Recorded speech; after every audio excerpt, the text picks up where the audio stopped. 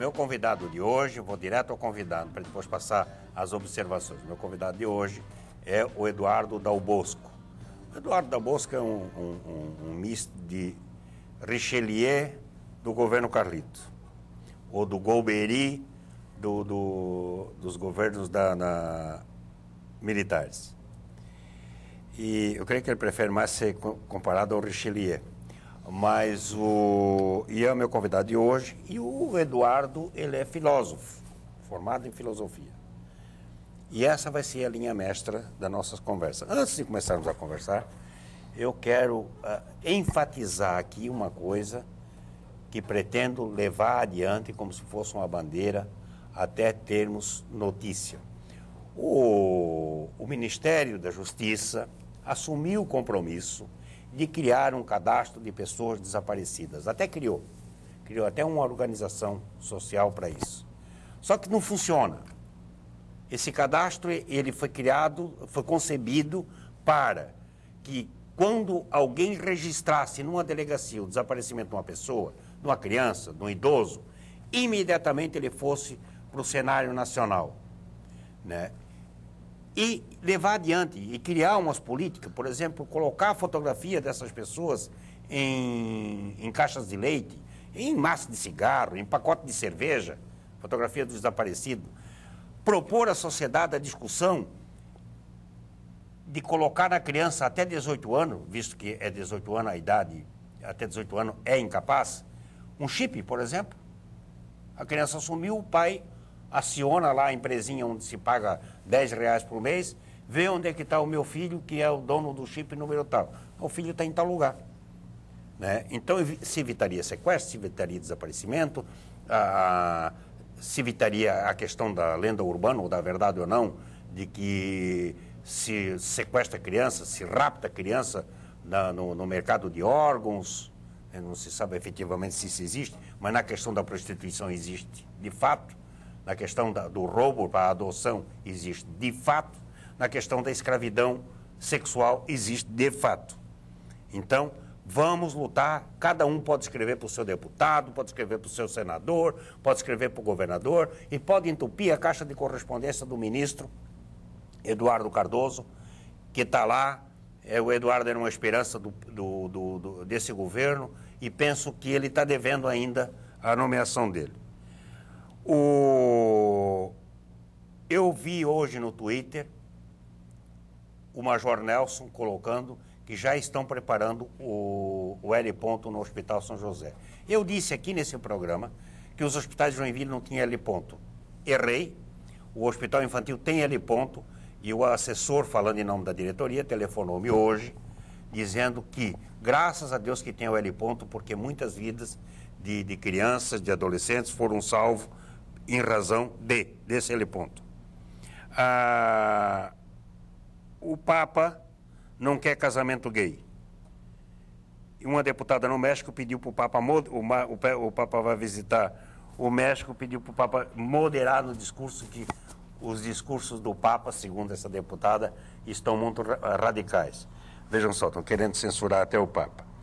O nosso artista maior, uma das maiores expressões da arte joinvilense, catarinense, brasileira e mundial, Juarez Machado, está veraneando no Rio, então, com a sua esposa, e só que aparentemente as chuvas de Joinville acompanharam o Juarez para lá.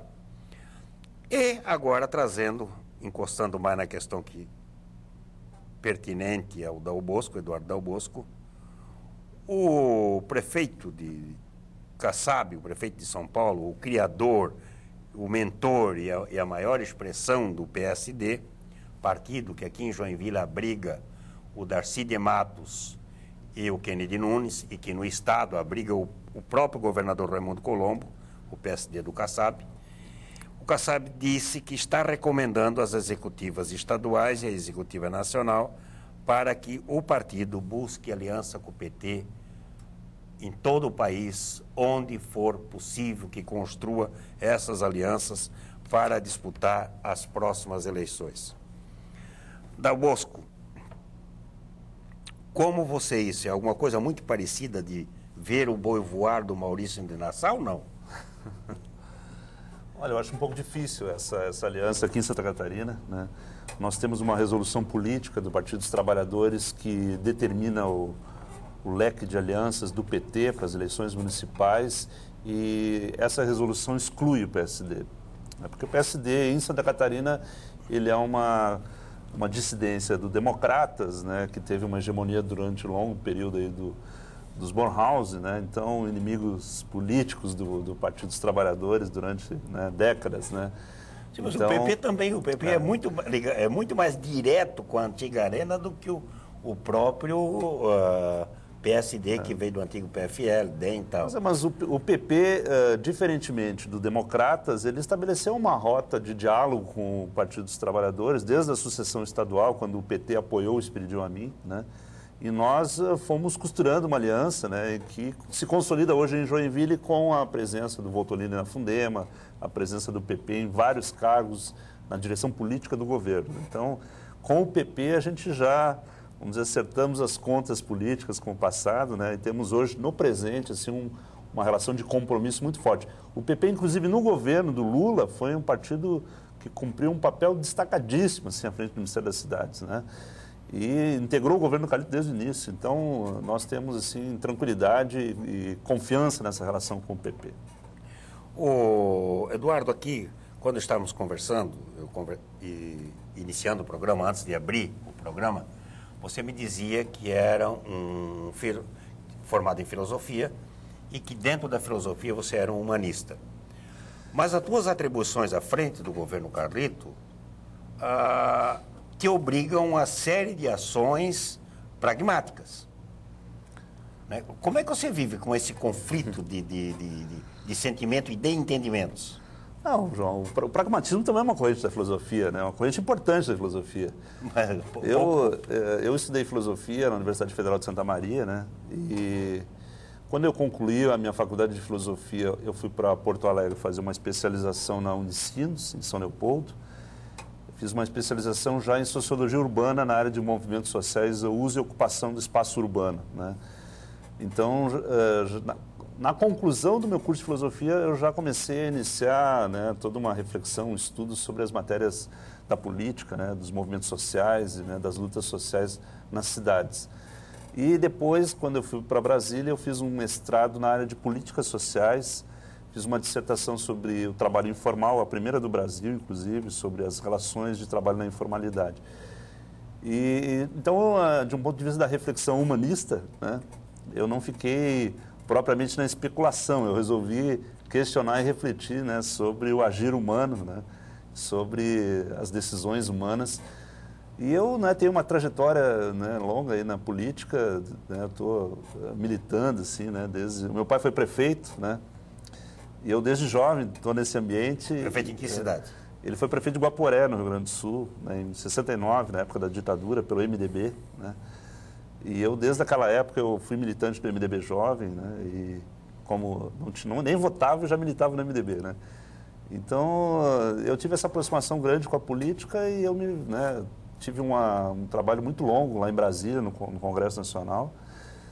E aí eu fui vamos dizer assim, me aproximando mais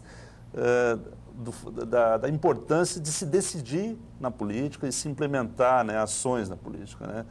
Isso acho que foi de muita valia para a minha experiência agora no Executivo. É a primeira vez que eu trabalho no Executivo, né? Eu tenho 24 anos de assessoria parlamentar e agora eu fui para o Executivo. E no Executivo o que importa é decidir, né? Decidir, implementar e produzir resultados, né? Diferente do parlamento, que é produzir opinião, né? Produzir posicionamento, você fazer debate político, né? E construir legislações então, também, né? Alguma delas hoje... mas eu acho que é a menor parte. Hoje, né? Ditando a tua própria ação. Hoje a atividade de legislar, ela está dominada pelo Executivo, né? Hoje quem mais produz legislação é o Executivo. Mas eu também tive uma participação bastante intensa nessa área de elaboração legislativa, era a área que eu atuava lá em Brasília, dando pareceres para projetos, elaborando projetos, dando assessoria nas comissões, tanto temáticas como na Comissão do Orçamento do Congresso Nacional. E né, eu acho que toda essa experiência foi bastante proveitosa, assim, agora para o trabalho que eu estou desenvolvendo aqui em Joinville, né? Que eu acho que assim, é da maior importância aí no assessoramento ao prefeito. Dal Bosco, o tempo de maturação das coisas, ou o tempo da não realização das coisas no Congresso Nacional é você dita o seu próprio ritmo e ele é muito lento. Por exemplo, eu passei por lá, você passou por lá e vemos sendo discutida a questão da reforma tributária, a questão da reforma política, a transposição do São Francisco já atravessou um século inteiro a respeito disso e essas legislações tu não vê elas sendo construídas, não vê sair do papel, empacam, desaparecem, perdem importância. E no Executivo a conversa é outra. Você tem que dar aumento ou não dar aumento? Você tem que dizer, em algum momento tem que dizer. É isso que eu falei. Como é que foi essa transição? Para mim foi muito tranquila, entendeu? Assim, eu me ambientei rapidamente no Executivo. A Prefeitura de Joinville é a maior empresa da cidade, tem 11 mil... Sim, 11 mil empregados. Empregados, né? Ela se relaciona com toda a cidade, então nós temos quase uma centena de fornecedores, né? E você, todo dia, todo minuto, você faz alguma coisa, você decide alguma coisa, né? Ou não faz também, né? Sim, mas não adianta não fazer, porque depois você é atropelado por ela. Eu me acostumei com essa dinâmica. Logo nos primeiros 2 anos aí eu estive à frente da Secretaria do Planejamento, né? E daí, onde nós negociamos com o governo federal os projetos do PAC, que agora começam a se concretizar. Então, eu trabalhei mais com projetos assim de grande envergadura para a cidade, projetos estruturantes, né? E desde que eu fui para o gabinete do prefeito, então a rotina é outra, né? O acompanhamento diário de todas as ações do governo, né? Então, nós temos que decidir e fazer a máquina andar, porque o grande problema da prefeitura, pela envergadura, pelo porte dela, pelos conflitos com que ela se envolve, e que a população reclama, inclusive, é a lentidão, né? A lentidão de apresentar o resultado que as pessoas desejam e precisam. Então, às vezes, você tem um problema muito evidente na frente da sua casa, um buraco na rua, uma árvore que tem que ser podada, né? E você demanda aquele serviço e ele demora para acontecer, né? Porque o peso da burocracia, a lentidão da máquina, ele é muito, muito intenso, né? Lembrando sempre que a prefeitura ela só pode fazer aquilo que a lei autoriza. Então, nós temos um cabedal de determinações legais que nós somos obrigados a obedecer. A prefeitura é fiscalizada pelo Tribunal de Contas online, né? Então, cada contrato que você assina, cada empenho que você faz, cada pagamento para um fornecedor que você faz, ele diretamente alimenta o sistema de fiscalização do Tribunal de Contas. Então, você tem que obedecer uma série de ritos, né? Eu costumava dizer nas plenárias do orçamento participativo, você está me reivindicando colocar uma lixeira, mas eu vou ter que fazer uma requisição para comprar a lixeira, vou ter que abrir um processo licitatório, vai demorar uns 4 meses para essa lixeira chegar aqui, né?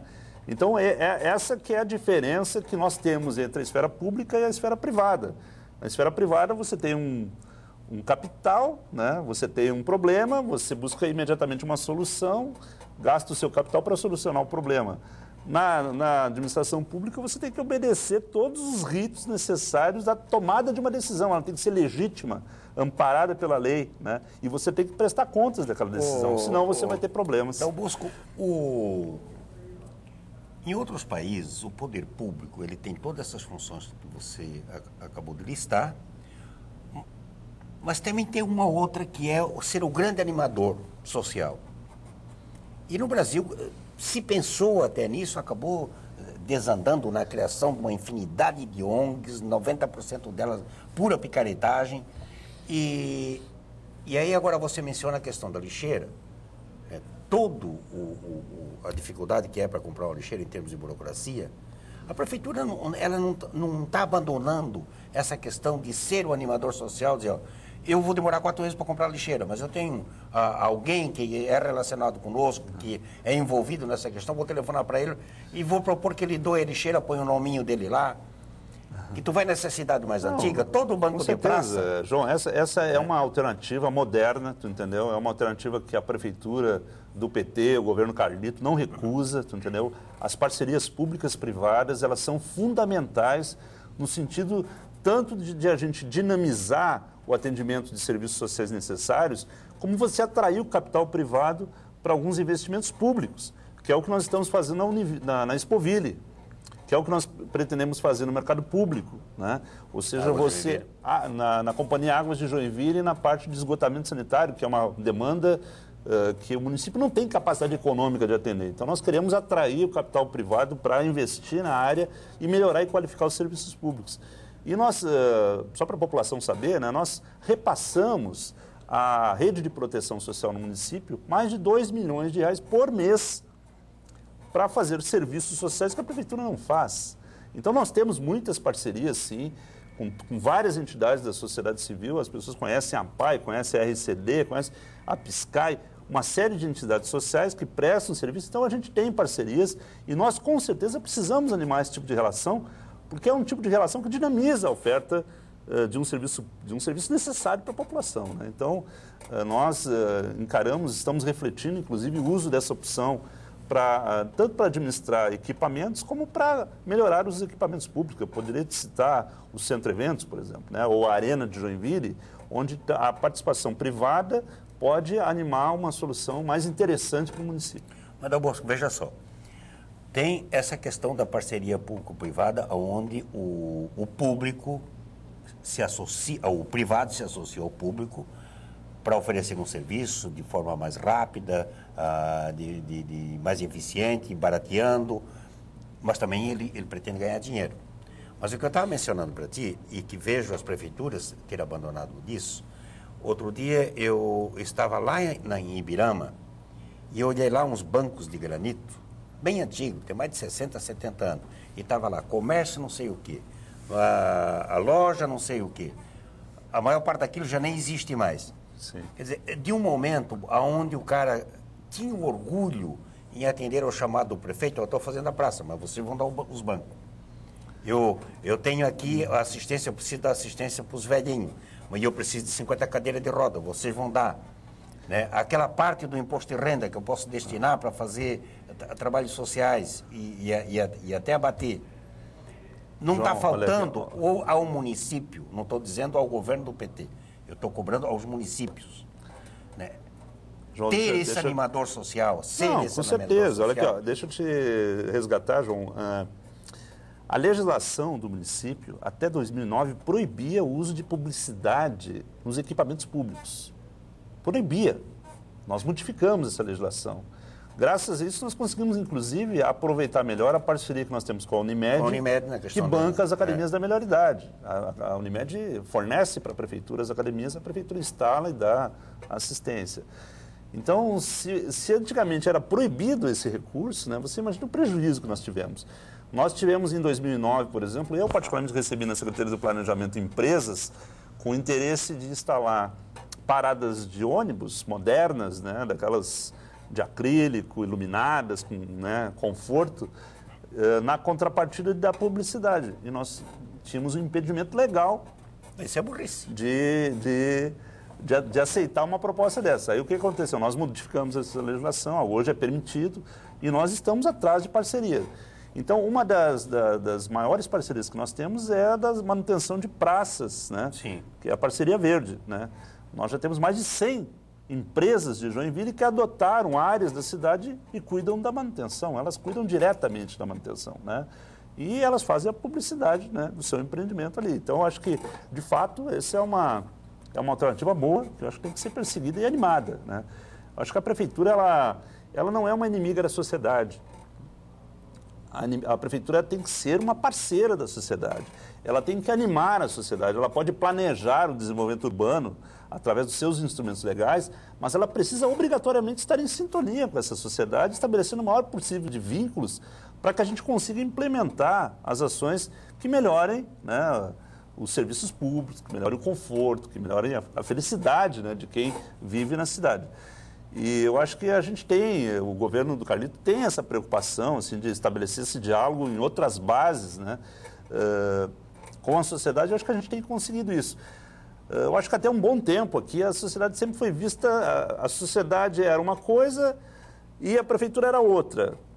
A prefeitura é o poder político que se relaciona de forma unilateral, imperativa com a sociedade. Não pode ser assim. Não pode ser assim. Nós temos que valorizar o ambiente público, acreditarmos na democracia, debatermos, acolhermos as críticas. É muito positivo que a sociedade cobre do executivo.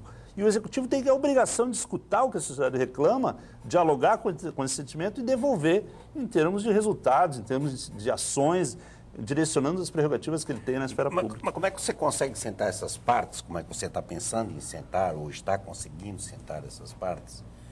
Se sempre que você chama o grupo para protagonizar essas coisas, ele já vem com a animosidade pronta, porque tem posições políticas, tem posições de simpatias, né? Dentro do teu próprio governo. Vocês formaram um arco de aliança político-partidária para ganhar a eleição. E agora essas pessoas estão lá e elas pensam diferente do PT. Eu não estou propondo que a gente apague as diferenças políticas, né? Porque cada partido é um partido, né? Cada segmento social tem um determinado projeto, né? Isso vai sempre existir, né? O que eu estou propondo é que a gente, naquilo que convergir para o interesse comum da sociedade de Joinville, a gente estabeleça parcerias. A Prefeitura firmou uma parceria excelente com o CDL para fazer o Natal. Excelente, entendeu? Foi uma parceria com todas as igrejas, uma mobilização ecumênica de várias igrejas. O governo do Estado participou. Eu acho que foi uma demonstração que quando todo mundo se junta por um interesse que é positivo para a sociedade, todos ganham, né? O que eu estou advogando é que a prefeitura não é inimiga do empresário, ela não é inimiga de nenhuma classe social, ela tem que ser parceira, ela tem que estar à disposição do interesse coletivo, do interesse que for maior para a cidade. Eu acho que, às vezes, a animosidade política, né, ela faz com que se isole a prefeitura e se ataque a prefeitura. Eu acho que todos saem perdendo com isso. Eu acho que a gente tem que cobrar da prefeitura, tem que fazer críticas, mas tem que manter acesa a chama do diálogo e da busca de soluções. Porque se você atacar um prefeito, ou desmoralizar o prefeito e não produzir nenhum resultado para a sociedade, só a depreciação do capital político do prefeito, quem é que ganha com isso? Ninguém ganha com isso, né? Muito menos a cidade. Muito menos a cidade. Então, eu acho que o que eu estou propondo é que a gente se convirja nesse novo ambiente democrático que nós estamos atualmente, por uma visão um pouco mais superior no sentido de empreendermos, né, coletivamente ações mais vigorosas, inclusive para o fortalecimento de Joinville como uma referência estadual, uma referência nacional. Eu acho que o Joinville merece esse tipo de política mais grandiosa e menos paroquial. Nós vamos para o intervalo e voltamos, é só uma paradinha só, voltamos em seguida. E o Dal Bosco vai nos dar um aperitivo sobre as últimas pesquisas.